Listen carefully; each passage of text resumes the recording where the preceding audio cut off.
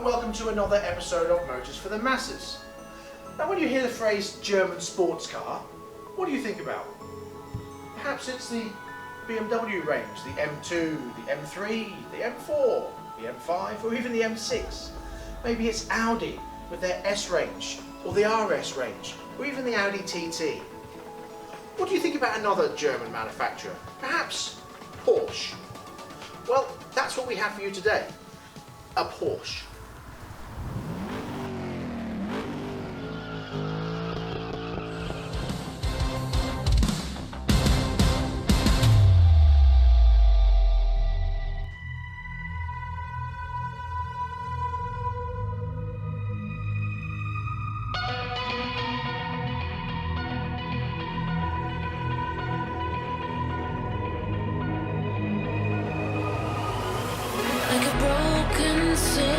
In a wonderland without angels.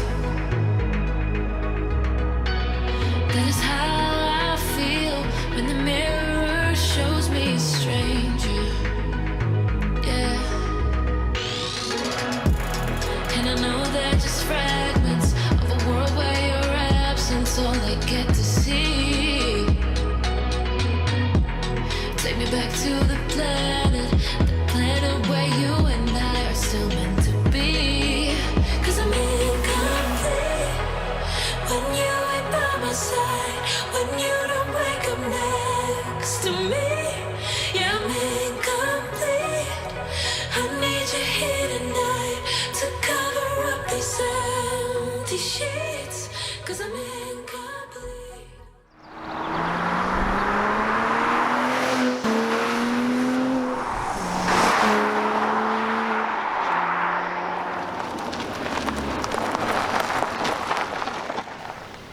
This is the 2006 Porsche 987 Boxster. Porsche introduced their Boxster in 1996. Now originally it had the 2.5 litre flat 6 engine. That was known as the Porsche 986. Then in 2005 they introduced the 987, which is what this one is. Now this came with a variety of engines. This one had the 2.7 litre flat 6 engine.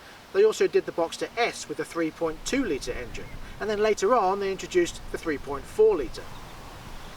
Now the 3.2 had the 280 brake horsepower engine with a 0 to 60 of 5.3 seconds, whereas the later 3.4 version had 290 brake horsepower.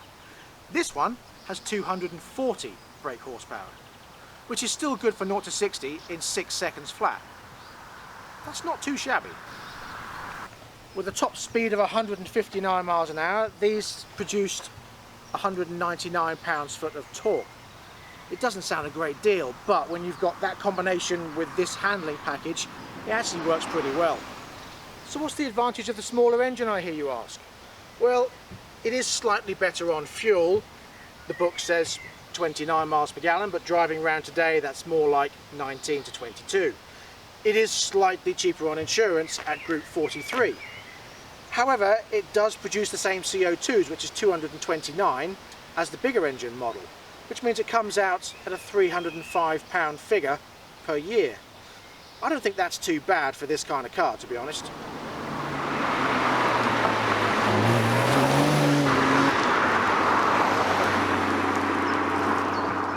So let's take a closer look at this particular car.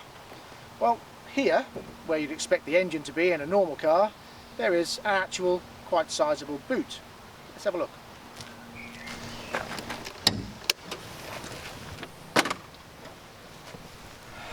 Inside here it's not just neat, but it's actually quite sizable, like I said.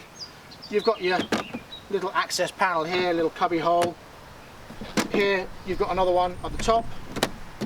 Here is where your water bottle is, and this boot is actually pretty big. If I put my leg in, I won't stand in it of course, but I put my leg in, actually goes quite far in, so you can get a decent bit of luggage in there.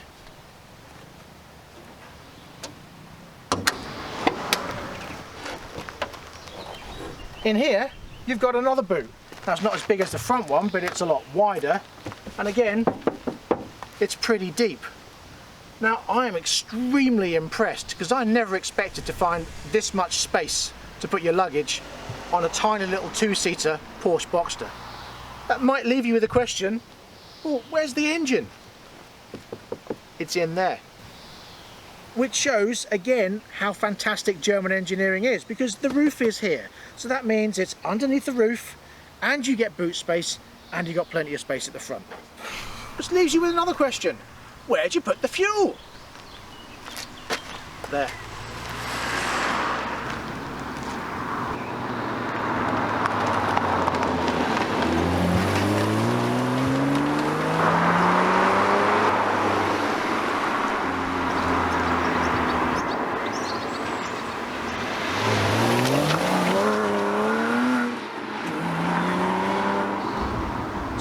Inside the Porsche. Well, being a sunny day, of course, the roof is down, but you always get that feeling, do I just look like another weird bald bloke in a convertible?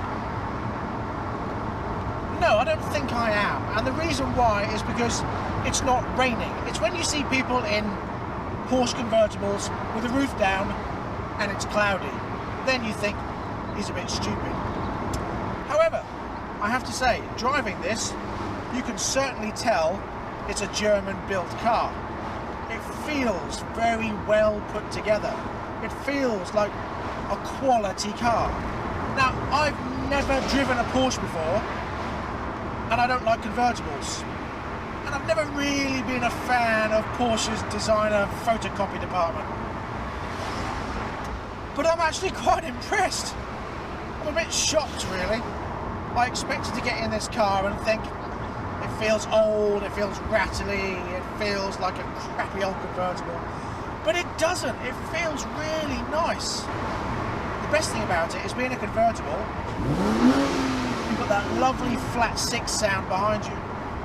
I say behind you, remember the engine's right behind your head. The seats are plenty comfortable. And the driving position is quite nice. Now I feel a little bit sort of laid back, but I feel okay. I don't feel as though I'm out of place. I feel as though I am seated well in the car. I can see all around me. I feel as though I'm completely in control. I can't say anything bad about it. And I'm worrying myself because of that.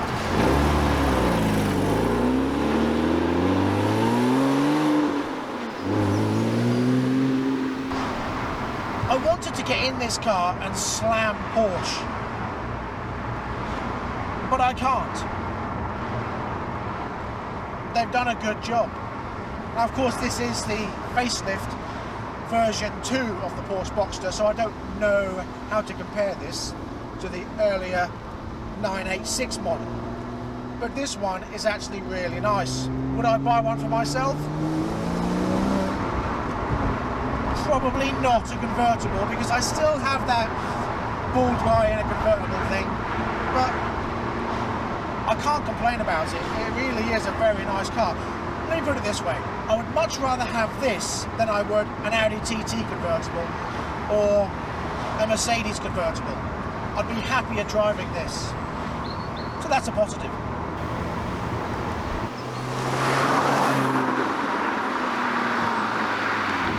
So let's give it a little blast down the dual carriageway with the roof down and see how it fares.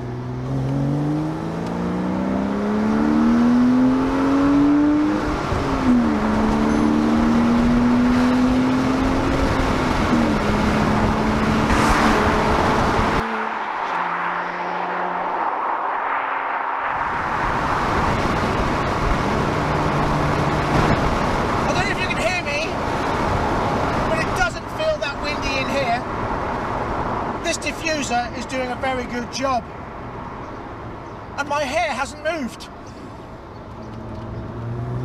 Okay, let's take it around this roundabout. It's very tight. It holds the road really well. Fantastic. You can throw it around the corners without any hassle whatsoever. It sticks to the road superbly. You can certainly tell that German quality. You haven't got to worry about it slipping out or sliding anywhere. You only have to worry about people getting in your way.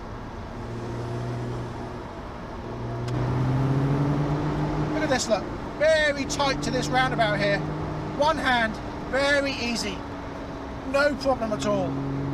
Very impressive. So just give me a minute to do my hair.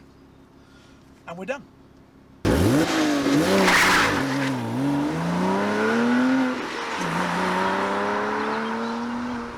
Inside it's all very typical. You've got your aircon, your temperature up and down, your spoiler up and down, your CD player, but it's not anything fancy. There's nothing touchscreen. It's all quite pretty normal, really. The steering wheel is not a multi-function steering wheel, but you've got your control here for your functions. Other than that, there's nothing special about this whatsoever, but it's not designed to be a luxury car. It's designed to be a fun sports car, and that is exactly what it is, a fun sports car. The pedals are well placed, and the gear change is very tight indeed. It's very nice. It slips in and out of the gears really well. 5-speed box. Now you can get a Tiptronic box on this, but I don't think you need it. There are some safety features. You've got airbags in the doors, one here and one on the steering wheel. And there's some nice little features. You've got a tiny little cubby hole down here which you can get about £3.20 in, and drinks holders. Fantastic. You of course have your sun visors with your vanity mirror, which you might be needing quite often driving this kind of car. Not that I'm stereotyping people that drive convertibles or Porsche convertibles, of course, because let's be honest, having driven this car, I do like it. You also get another little rest here to put another £3.20 in, and you've got 1, 2, 12-volt supplies. Although being a 2006 car, you've got one 12-volt supply and one cigarette lighter. Now isn't that novel? The seats are adjustable and they do have airbags in them. And they do move forward. What's the point of that, I hear you ask, with only 2 seats? Well, you've got additional cubby holes for storage stuff at the back. Again, you can't get a great deal in it, maybe a map or a bar of Galaxy. And this perspex glass is removable. But with that in place, it actually does protect your hair very well when you're driving at speed. For the business influenced among you, there is also a hook on the back of the seat that you can hang your jacket on. It'll be nicely pressed or nicely creased by the time you get to your meeting. It's got 18-inch wheels wrapped in 245 1840 profile tyres at the back and 235s at the front. And of course, these nice big drilled discs with nice Porsche calipers. What can you say? They're brakes. They stop very well.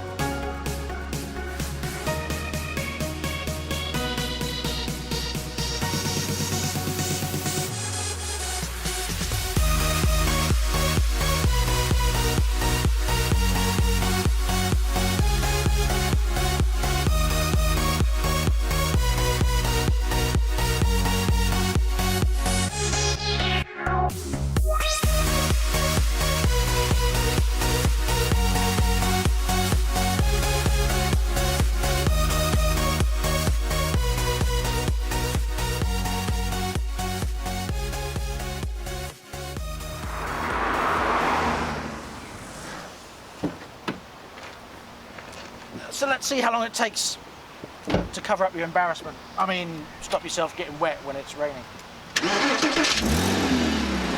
And 3, 2, 1, go.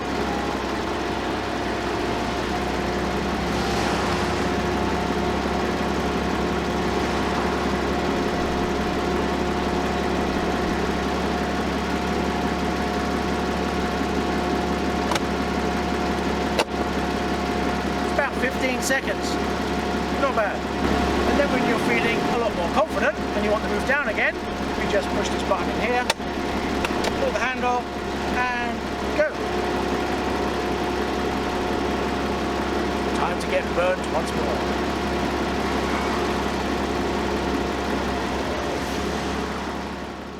There is a button in the car to lift the spoiler if you want to. So what you do is push the button and up it goes.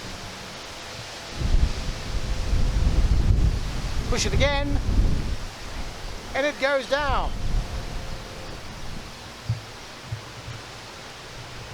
Cool, eh?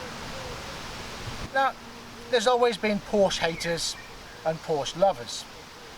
Myself, I'm quite partial to a nice V8 up that end of the car. But second to that, I actually love this flat six sound. So for me, that does it.